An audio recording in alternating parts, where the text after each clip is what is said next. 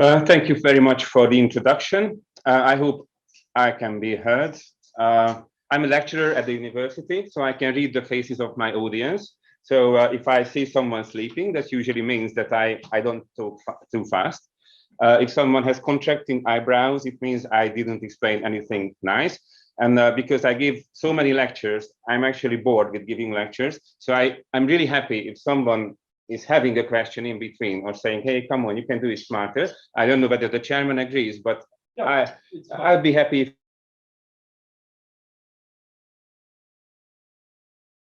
oh yeah, and someone has it genetically. We'll see.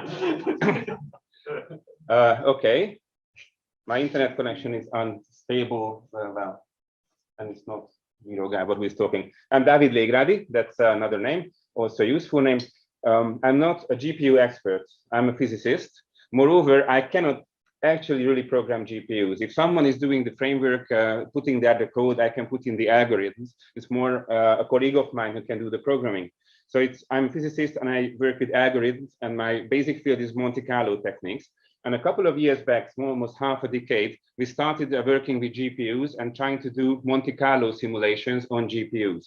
We basically had it should go on. Okay, we basically had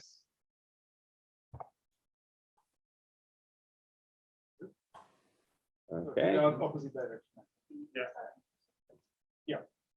But I would want to move forward. Okay, excellent. Okay, so we started up at the beginning in the tomographic image reconstruction field. My other field is medical imaging. And we wrote an image reconstruction code that reconstructs the 3D distribution of whatever data from the measured values for positron emission tomography. And currently we are writing something for computerized tomography. But we also moved to my previous field, that is not nuclear reactors. And out of all these, I consider the nuclear reactor part the flagship research. So there's a small group, a couple of seniors, one PhD student already finished, other PhD students in the mill, a couple of MSc students writing this code. And we got some funding from Hungarian national funds and also EU funds, and also from the Hungarian Atomic Energy Agency, and that provided the money for all this work. So this is the reactor. That's where we work at the beginning. Should we have a pointer? Okay, so when they were building the reactor, this is when it's ready, that's inside, and then inside the core. The blue thing is the Cherenkov radiation that you can see, and you will see the modeling of this reactor. Okay, at the beginning, in the 5 minutes, I want to talk about all the important things, and later on, I want to go into details, hoping to give you inspiration or get inspiration from your comments. So this is an ultimate fidelity Monte Carlo simulation for nuclear.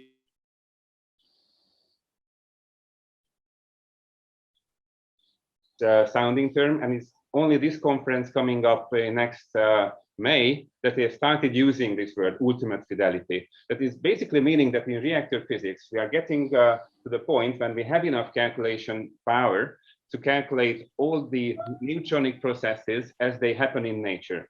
Now, I will talk about that it's not really true, but the end result is very similar to what's happening in nature. It's not only us who is doing these dynamic calculations by direct Monte Carlo, but we only have 2 other competitors in the world who are venturing in that field. One is from CEA France, and the other is from Finland, from VTT, and they are both working with CPUs, and it's only us working with GPUs. So currently, our competitive advantage is that the GPUs are faster for this task, it seems. We could upscale to power plants. All the other competitors, they could work with very small reactors or just reactor computational models. So far, we've been the one, as far as publications and private communication went, could upscale to a power plant scale. And I will show some results for the PACH nuclear power plant, the Block 4 measurements compared to simulations. So we've been so far the first one who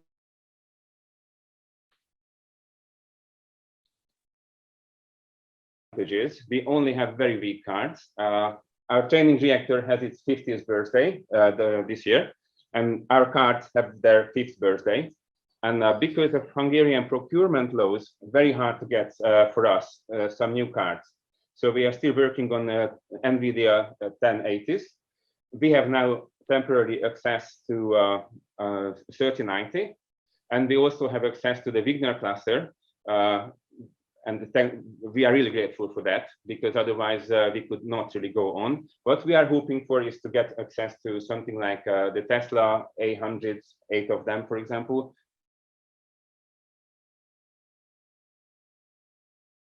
But we could repeat the calculations many, many times, so we could see whether we are in statistical variance. Okay, so that's basically what I'm going to talk about. The rest are the details. Okay, so why Monte Carlo for reactors and neutrons? If you compare it to visual rendering, at least to my understanding, you would go with visual rendering, very basic picture that I'm talking about, that we have independent particles like photons traveling apart. They are traveling in along a straight line between bouncing surfaces. So within until the surface is just a straight line. We have very simple scatter laws. So it either is just a mirroring effect, or it goes through with a simple law. Maybe you have some dispersion of color, and sometimes you can go through like occluders or like diffusion type clouds and so on. That is similar to our application. We also published in that field because of the similarity. You only have a few material parameters, so you want to have the reflectance, transmittance, and so on, and basically that's it. For accuracy requirement, it's enough that it looks realistic, right?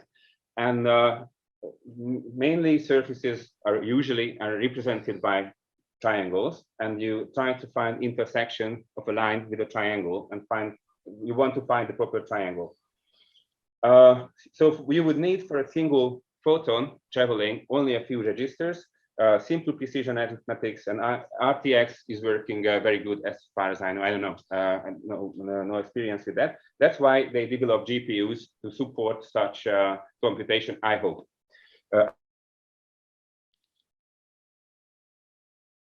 And particles, not photons, neutrons. You have free path neutrons traveling in vacuum in a straight line. Also in a material, they're traveling in a straight line. But change of course happens according to an exponential law rather than at surfaces bounding.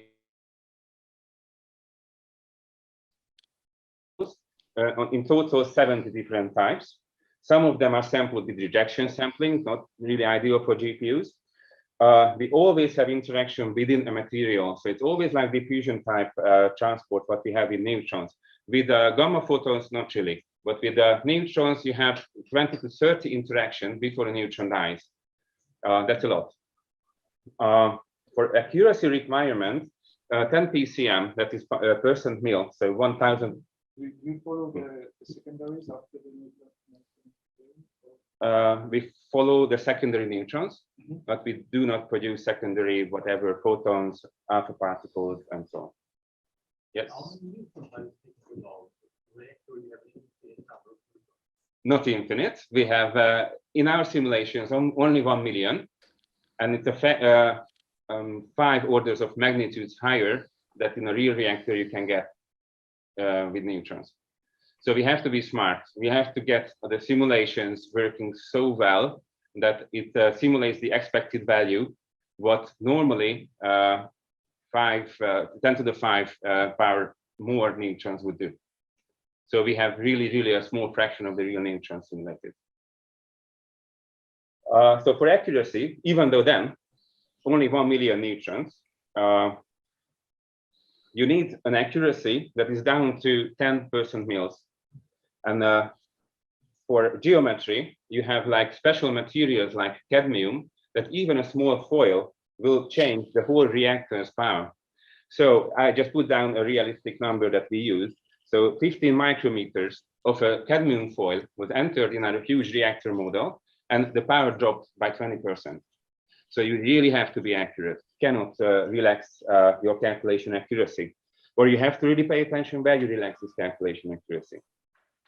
For hardware, we would need large amount of registers. That's our experience. So sometimes we just can't use all the threads because we are eating up the memory.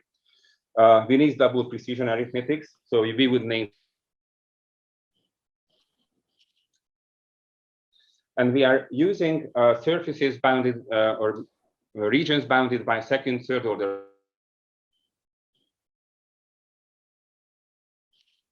Nowadays. So now I'm going into details, and I'll skip some parts if I see too many people joining under the mask. But about fission, everyone knows about nuclear fission. Neutrons causes a fission, some neutrons come free, and at the end, a new fission emerges. And if in average, one neutron produces one neutron, then you are fine. That is chain reaction. It's okay, right? But for this simplistic picture, you will not be able to control a reactor. If you just make an error of 0.1%, each generation lasts about 1 millisecond. So in 1 second, you get 1,000 generations. So in 1 second, if you just make this very small error, you will get a power increase of 2.7. And it's just impossible to control such a reactor. So you have 700% mil of the population that's called delayed neutrons that come free later from some activated nuclei. And if that were not there, we would not be able to control the reactors. Now, try to imagine the level of accuracy that you have to be handling to have a simulation of a controllable reactors for seconds. And the accuracy that you have to model your reactor to make it stable. In a normal power plant, your reactor power is growing, decreasing, whatever. You turn a node, you adjust the absorber positions and so on, and you level out the criticality. So criticality means how stable the reactor power is. But in our simulations, we can't do that.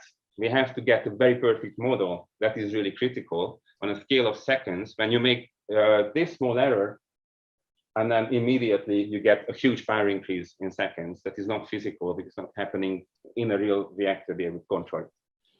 So we'll have a time-dependent system now. We want to model how in a reactor, if something happens, mostly we are oriented towards accidents. So we want to avoid accidents. It's for safety calculations. We'll have a time-dependent system. We want to look what happens if there is a major failure of whatever system.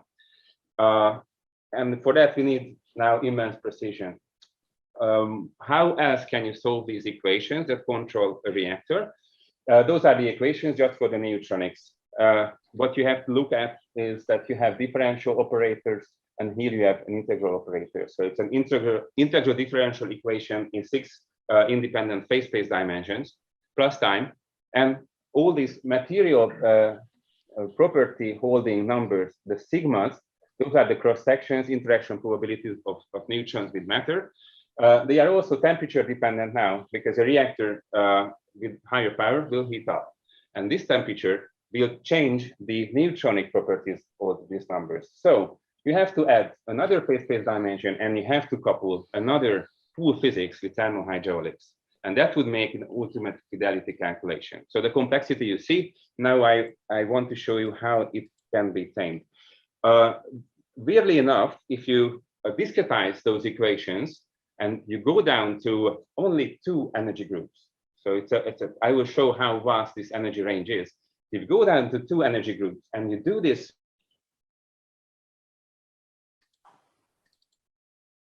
properly, and you estimate them properly to an average value, you actually can.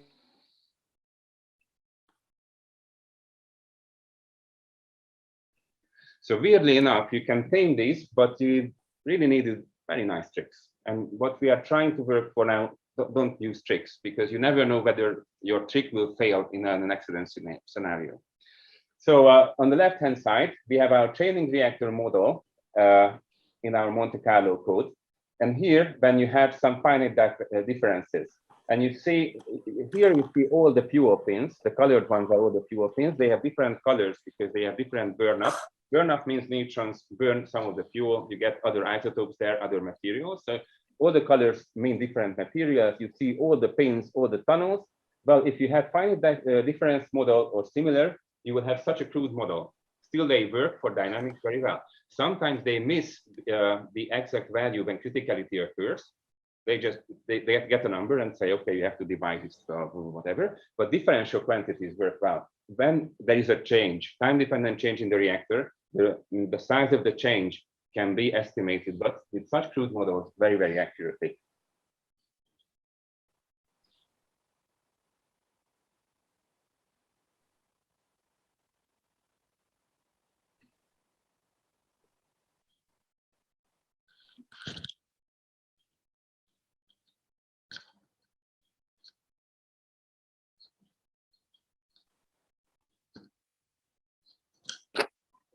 these boundary surfaces, or you can use the Woodcock technique that we use, because the temperature changes. And if the temperature changes within a homogeneous material, it's not longer homogeneous.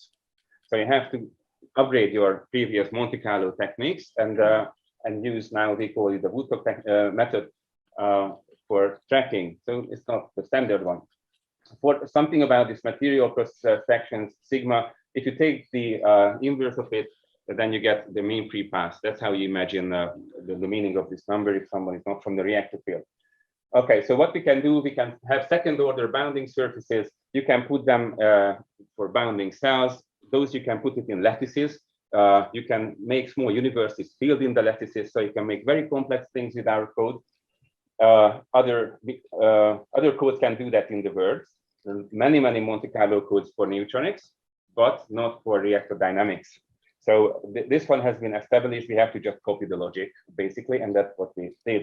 And that's how such an input looks like, it's an X7 format. Okay, a bit more about the physics of these reactors. This is the cross section, the sigma I've been talking about. Here is the energy, sorry for the Hungarian labels, in MeVs. This is the cross section change of the uranium. You see, here is a logarithmic scale. So orders of magnitudes of change with energy, orders of magnitudes of change. And the hard part is that neutrons are born around this energy. They have to slow down to this energy before they can cause a new fission that will get a neutron through with all these cross sections in energy varying so heavily, orders of magnitude, and do that properly. And therefore you have to represent such materials with accuracy. You see these resonances. They have to get a very detailed energy grid. So loads of data fed into the computer.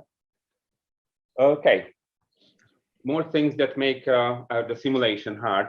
One neutron in a fission causes an average 2.5 neutrons.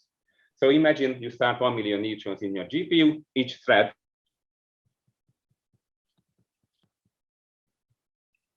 You will get loads of, and on total, one neutron produces one neutron. Mathematics says that 60% of your original neutrons will die, your original samples. The rest will produce, on average, 2.5 offsprings that would create new threads, or you have to store them in registers or global memory or whatever. You have to make memory transfer. After the third generation, 9% of your original sample dies, and only 10% remains with loads of offsprings. It's not really a GPU type logic.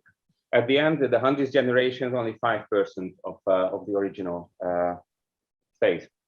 So few samples produce loads of data that you have to store and work on. So we have to change that. So what we did, we do not kill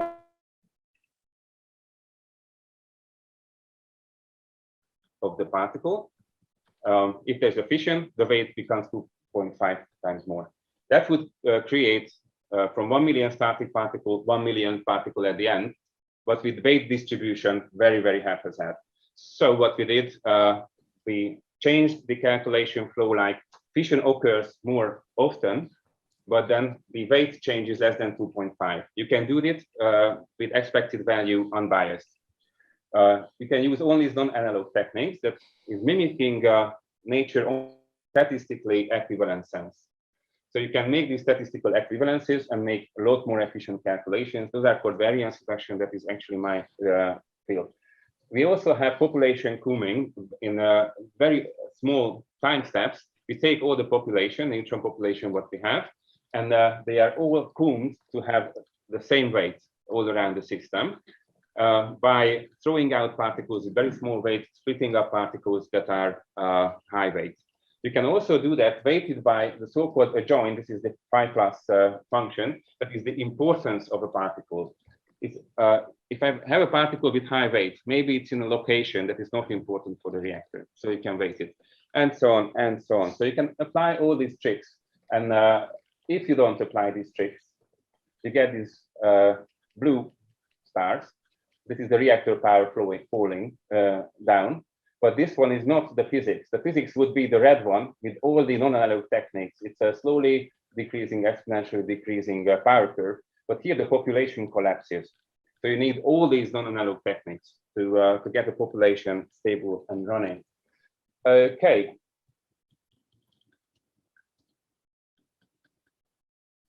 Scale, but on the second scale, so you have a very large difference between the time scales. So you have to store them.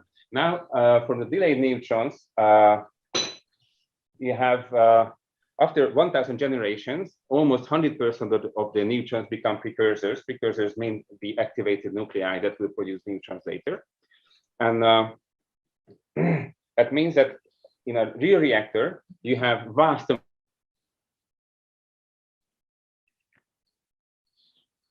and a lot smaller amount of neutrons flying around.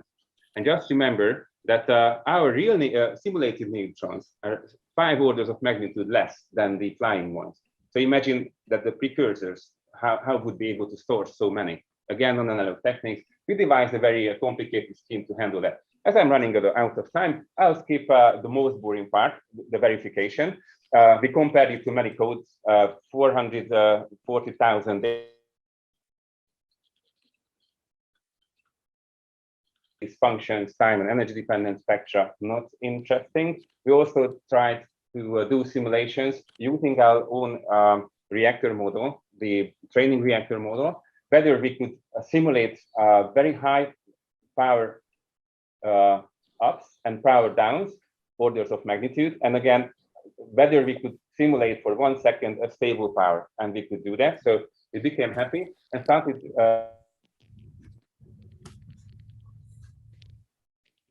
a shot in the reactor. This is the pipe. It's a pneumatic rabbit system.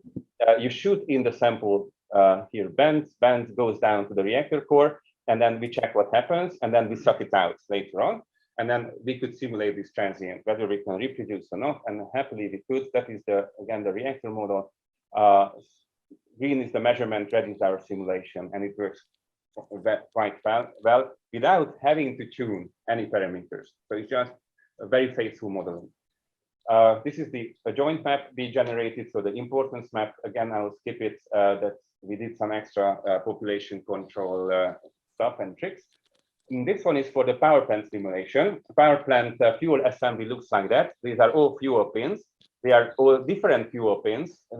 Blue one, for example, is gadolinium. It's a burnable poison of the reactor. Whatever, quite complicated. 129 assemblies, fuel pins in such an assembly. If it gets used, it will burn out. So you need different materials in all these pins in your model. Now take one of these assemblies, and each of these hexagons contains all these 129 pins. So that is the level of detail you have to simulate. So at the end, we got so many cells, so many surfaces, lattices, universes, and so many materials, 187 isotopes to be realistic. That, I think, is a lot. So just how the modeling works, this is one assembly with all the fuel pins. The coloring is now the power distribution. In the middle, you have more power. At the edges, you have less power. When you put that together into a full core calculation, then you see how you can see through this thing because you see the individual pins. We have 44,000 pins now in this model. So if we go on, that is the same thing but static, so you don't have to be mesmerized by the moving image. This is the simulation, how well it worked. So the measurement is the blue one, and the yellow one is our simulation. The green one, the red one, is a simulation that the power plant people did with their tuned codes, specially designed for this purpose. So even for a huge power plant, we could make simulations that did reproduce the measurement. That is a so-called rod drop measurement when the control rods fall into the reactor, except for one. They simulate what happens if one rod fails to fall in. Would the reactor still shut down in time? And they do that before each campaign. It's a part of the safety procedure. We have the yellow GUARDYAN data only to this point because it's still running. So it takes 8 days for a 1 reactor second in our card. We could optimize it a lot, but we would definitely need better cards. And this one is my last image. It's just a simulation how the control rods falling in the reactor. I will show it in a couple of more times. So you see So you see some of the rods falling except for one. And then you see how the power decreases down in the poor reactor now. Okay, so it's out of time. That was it. Open for questions. Thank you for your attention. Thank you very much, David. I really like the nice was a very interesting. Actually, you answered my question. So what was the? So I wanted to ask how long that time does it take?